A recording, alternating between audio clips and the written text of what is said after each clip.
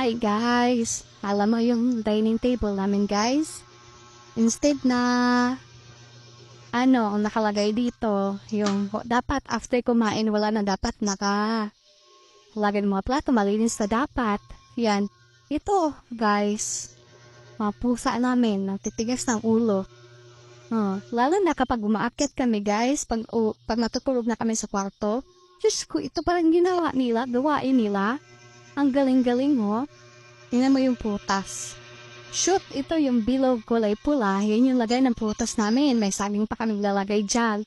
O paano naman ilalagay? Ginawang tulugan. Ang galing-galing talaga. Yan si Kimberly. Yung matinik. Ayan. O, tingnan mo. Ang ganda naman talaga. Ito naman itong si Britney. Ayan. Sabi niyan, matinik din yan. Oh. Yung mga, itong mga nakaupo dito sa lamesa, guys. Uy, gising pala itong isa. Yan si Joya.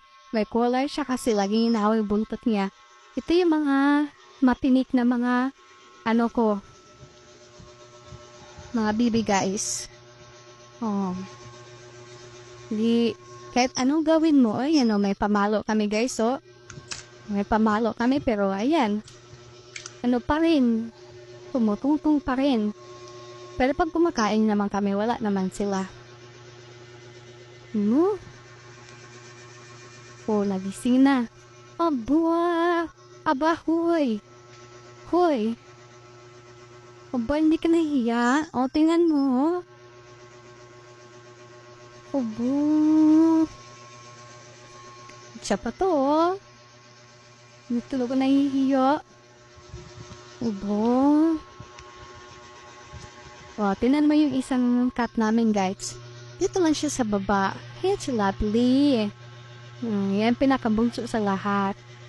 So, yan lang.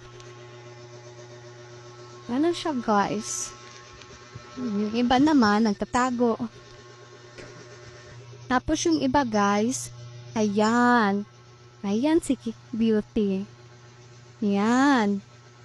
Yan yung taguan niya.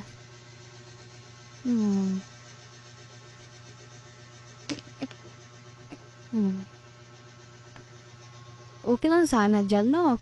Sa baba. Yan, okay lang sana. Pero itong talaga naman to. Yan, no? Nagagaling lalo na to, oh. Ay, nako. So, yun lang, guys. Off ko na. Dayan din pa mga alaga niya, mga pasaway. Grabe.